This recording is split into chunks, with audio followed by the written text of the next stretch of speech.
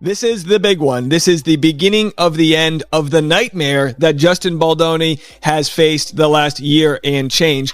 I clearly state that the backlash against Blake was organic and that Melissa Nathan never did anything wrong, because that is the truth. Blake Lively just suffered a brutal courtroom flop after her latest legal stunt blew up in her face. The judge shut her down instantly, leaving her so-called smoking gun evidence in tatters.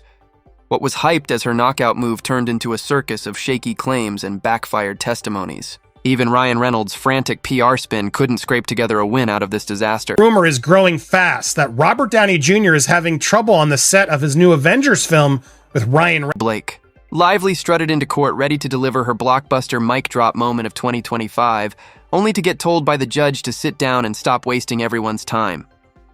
Her dramatic new filing, hyped as the ultimate weapon against Justin Baldoni, crumbled the second it hit the courtroom floor. What she thought would be her victory lap turned into pure humiliation, and the irony couldn't be louder. Oh, it all hinges upon Blake Lively trying to unearth this idea that Justin smeared her. But every sort of indication is that he was a pretty good boss. Enter James Vushka, and the circus hits full chaos mode.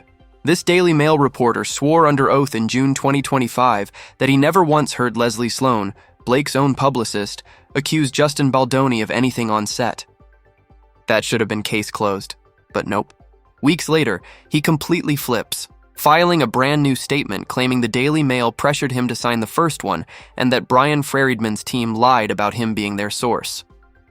Now we've got sworn testimony number 1 versus sworn testimony number 2, and everyone's left wondering, is Vushka just clueless, or is someone pulling the strings behind the curtain? Former Daily Mail reporter James Vituska, you can see it right here, sent an email and he laid out how Taylor Swift's publicist knew what was going on. Taylor wanted nothing to do with it. And this do-over statement wasn't some mild correction. It was full scorched earth.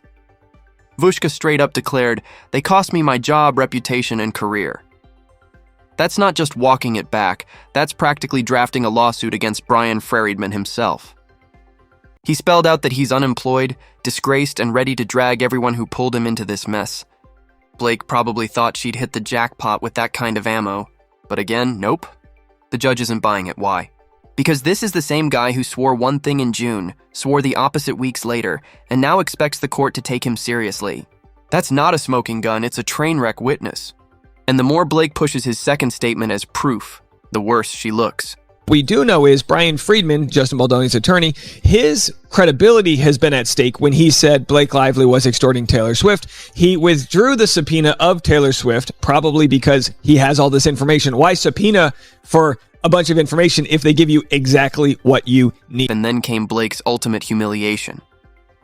Judge Lyman torched her timing on the spot. She storms in waving Vushka's affidavit like she just cracked Watergate, only for the judge to shut her down with, "Not your time to speak." Brutal. The court made it clear, wait for Friedman's response, no shortcuts, no ambushes. Her entire dramatic filing got yanked from the record. Imagine gearing up for the knockout punch and getting benched before you even throw it. That's Blake. Impulsive, unprepared, and totally out of her league. Everything that she's feeding to James Vitushka is a way to try and smear Justin Baldoni. The comparison writes itself. Blake clearly sees herself as Elle Woods strutting into Harvard Law with a pink briefcase and undeniable truth bombs. The reality? The judge treated her like a clueless freshman reading Wikipedia out loud. Pure embarrassment, and deserved. Because if your smoking gun is James Vushka, a guy who can't even pick which sworn statement he believes, you're not building a case. You're begging to get clowned in court. Intro 7 now. Let's talk about Leslie Sloan. If Blake is the face of this implosion, Sloan is the puppet master yanking the strings. Screenshots show her spoon-feeding James Vushka dirt on Justin Baldoni like it was an all-you-can-eat buffet of lies. She was whispering that everyone hated Justin, that he controlled everything, that the set was joyless. Really? Funny how not a single cast member has backed that up. Instead of protecting Blake's image like a real publicist, Sloan is running around planting tabloid-level gossip and calling it strategy. Trying to discredit James Vituska. James Vituska made a statement this week that changed his word, which essentially means he's not credible.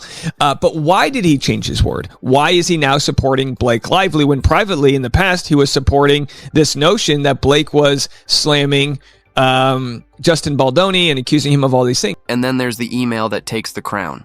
Sloan actually wrote that Justin shouldn't be directing abuse scenes because a man shouldn't decide everything. A direct quote. So let's get this straight. Baldoni, the guy who brought the book to the screen, shouldn't direct, while Blake insists on full control and sneaks Ryan Reynolds into creative decisions like an unpaid Marvel intern. The hypocrisy is staggering. Sloan dresses it up as feminism, but it's nothing more than a smear campaign designed to paint Justin as a monster and shield Blake's collapsing brand. Some believe James Vituska changed his tune because he was lured into, false promises or whatever on Blake Lively's side. Blake Lively as a offensive. I know, get your tinfoil hat on. And here's where it gets almost comical. Sloan goes out of her way to scrub Ryan Reynolds clean in her info dumps. She actually wrote, Ryan had nothing to do with this except writing the rooftop scene. Excuse me? So Ryan had nothing to do with it, other than shaping the script? They want us to believe he's some innocent bystander while he's sneaking rewrites, whispering in Blake's ear, and steering the PR machine. Sloan bent over backwards to shield him because, let's be real, Ryan's image is the last card they've got left. Deadpool can't get dirty. But the second his name pops up in these backroom moves, it's obvious. He's been part of the machine the whole time. He said, Sloan and I discussed Justin Baldoni multiple times, and the information she provided was used in several published stories in the Daily Mail. And this is where the hypocrisy turns into parody. Blake and Ryan keep crying about smear campaigns, insisting Justin is out to get them, while Sloan is busy planting anti-Justin headlines in the Daily Mail, People, TMZ, you name it. Stories like Cass hates Baldoni or Justin takes over the set didn't just appear out of thin air. They were hand-delivered. Yet Blake plays the victim of bad press? Please. Blake isn't the victim. She is the bad press. She and Ryan have turned defamation into a day job, and Sloan is their delivery system. The only smear campaign running here is the one they're orchestrating themselves. She added, we cannot use this, but Ryan had nothing to do with this. She's pointing out specifically that Ryan had nothing to do with this. She forgot to say except writing that rooftop scene and being responsible for the promotion of the... And then there's Isabella Ferrer, the 24-year-old actress who played young Blake in It Ends With Us. If anyone's caught in the middle, it's her, but sympathy is running out fast. She had no issue saying yes when Blake's team handed her a subpoena. But the second Justin's lawyers tried, suddenly she's ducking it like it's radioactive. Convenient, isn't it? Testify for Blake, but dodge for Justin. If that doesn't scream bias, I don't know what does. Only thing that they did, that they have evidence of what that they did, was to push Justin Baldoni's narrative that he's not a bad guy. And here's the kicker. This is the same Isabella who, during filming, couldn't stop singing Justin Baldoni's praises. She called him the best director she'd ever worked with, said the set was a safe space, and even wrote that the experience was life-changing. These weren't vague PR fluff lines. These were her own words. She texted Justin, I couldn't have asked for a more welcoming environment. It will stay with me forever. That's the kind of thing you say about someone who gave you your big break and treated you with respect. Might be. People are calling Isabel Ferrer and Blake Lively frauds. That by the two-face sort of commentary she gave to Baldoni and is now clearly supporting Blake Lively. But now, under Blake's wing, Isabella is suddenly playing amnesia. She's dodging subpoenas, pretending those texts never existed, and flipping sides like a politician in election season. Critics have already nicknamed her Isabella Fraud, and honestly, it sticks. At best, she's being manipulated by Blake and Ryan.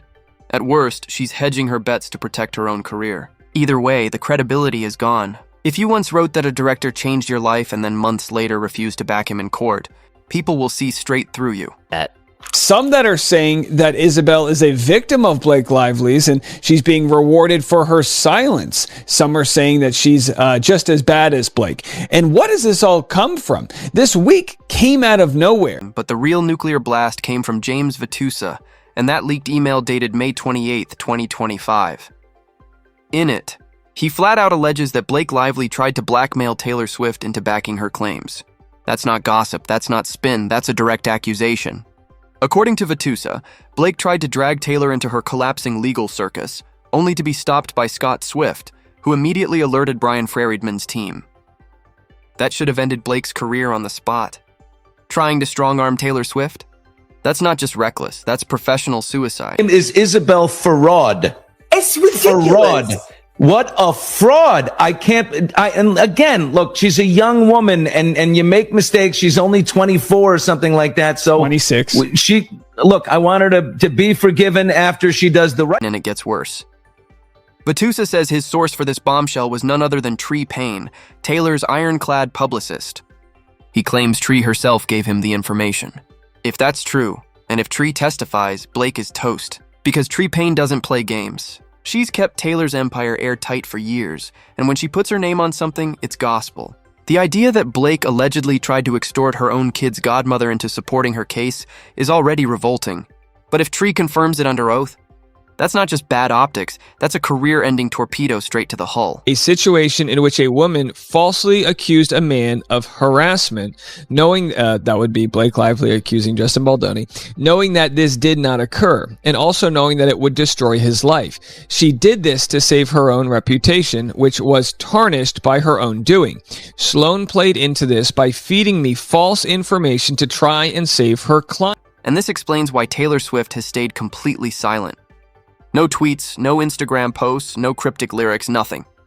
She's protecting herself, keeping her distance, and refusing to be dragged into Blake's chaos. And that silence speaks volumes. Because if your so-called best friend won't publicly defend you, people start to notice. For Blake, it's the nightmare scenario. Taylor's distance is basically confirmation that something reeks. Sloan played into this by feeding me false information to try and save her client. Sloan is a liar. And if I were to agree to these terms, all it would do is paint me as the dishonest one. It would also throw Nathan, Abel, and Baldoni under the bus, and that is not something that I am willing to do. Meanwhile, Ryan Reynolds is seething on the sidelines, realizing even his Hollywood Rolodex can't save this mess. He can call in favors, flood the press with puff pieces, or spin as hard as he wants, but he can't make Taylor endorse Blake. He can't make Tree Payne perjure herself, and he can't stop Blake from looking more desperate by the day. Ryan's entire brand has always been the clever guy in on the joke.